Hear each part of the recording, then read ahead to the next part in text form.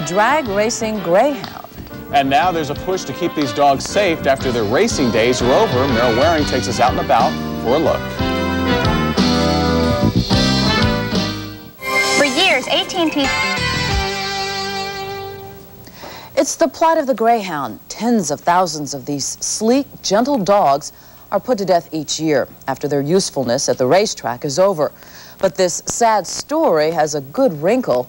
Meryl Waring went out and about to meet an Atlanta couple who has dedicated their lives to saving greyhounds. Meryl? Amanda, recently as I was walking my dogs, I met Carl Wiener. He's kind of hard to miss, with several large greyhounds in tow. And we got to talking, and I found his story of greyhound rescue fascinating. All this long-legged loviness is the life of Carl Wiener and his girlfriend, Judy Meisner. The living room of this modest suburban house is home to the 12 greyhounds the couple have adopted as their beloved pets. Things are pretty quiet, considering... That's bred into them. That's a requirement. The lack of aggression is bred into them. Downstairs is the foster home, where anywhere from 10 to 20 more greyhounds await adoption.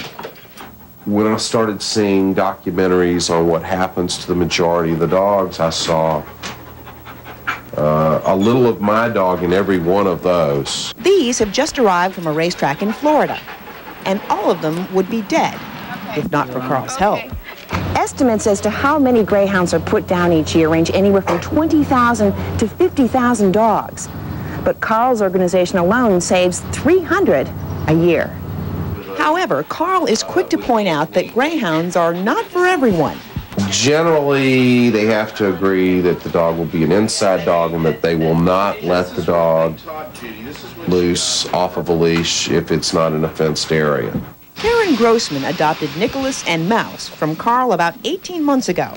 You might think that two large animals would require more space than her one-bedroom condo offers. But Karen says no. That's just one of many misconceptions about greyhounds. They're raised at the track in a 3x3 kennel crate, and that's just about all the room they take up in your home. They're not rambunctious. They don't run around. They just lay in the corner. Although the foster dogs are with them for a short time, Carl and Judy get to know their personalities so that they can make the best match for them and their new owners. One such pairing, this young female greyhound called Chloe, to a Cobb County nursing home. Hey, Chloe, you know I know what you want. Chloe hates to be away from people. Only Chloe. In this environment, there's always someone around to pet her. Yeah. But Nurse Kathy Duffy says Chloe gives as good as she gets. They really like her. One resident especially that likes dogs that really doesn't talk to us, but he'll talk once he sees the dog, and he'll, reach out to pet her, and he responds better to her than he does to us. Carl says there are 150 organizations like his throughout the U.S., and all of them are rescuing these gentle giants, one dog at a time. While adopting a greyhound is not free, Carl charges $150 for males and $160 for females. But that covers his fees for transportation, spaying and neutering, and shots. Now, if you're interested in adopting a greyhound, Carl is adamant on one point. Don't take the dog because you feel sorry for it. Take it because you want it. The number for more information is 634-4883. Amanda? If you're a fan